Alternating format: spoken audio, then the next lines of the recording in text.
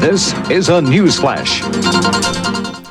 Good evening. We're breaking to programming for a major announcement. The US Congress has officially certified Joe Biden's win in the US election, meaning he will become the 46th President of the United States. The announcement was made just before 3:40 a.m. local time. It was delayed due to those riots earlier today, but it has now officially been confirmed. Here's the moment Mike Pence made that announcement.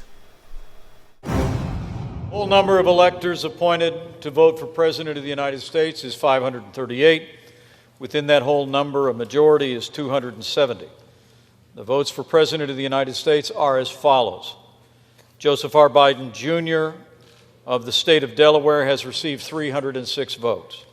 Donald J. Trump of the state of Florida has received 232 votes. The whole number of electors appointed to vote for Vice President of the United States is 538. Within that whole number, a majority is 270. The votes for Vice President of the United States are as follows.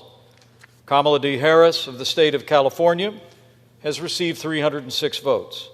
Michael R. Pence of the state of Indiana has received 232 votes.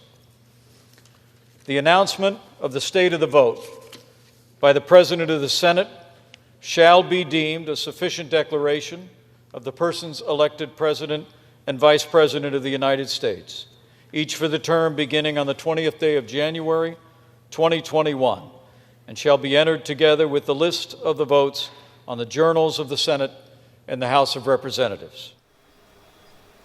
Mike Pence there, and meanwhile, outgoing President Donald Trump has released a statement. It says, "Even though I totally disagree with the outcome of the election and the facts bear me out, nevertheless, there will be an orderly transition," keywords orderly transition, on January the 20th.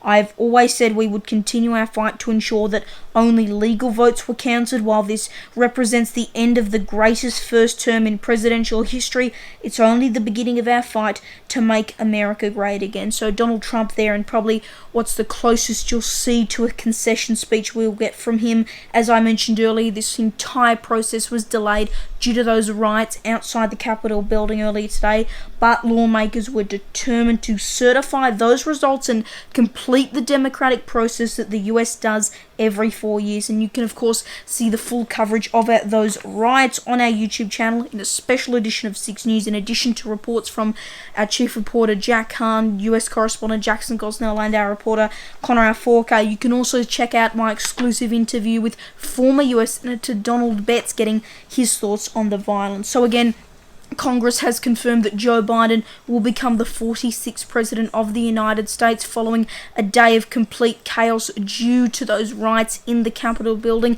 Stay with 6 News throughout the evening and overnight for more updates on this, and you can follow us on social media. Just search 6 News AE to find us. I'm Leonardo Puglisi. Thanks for your company. Good night.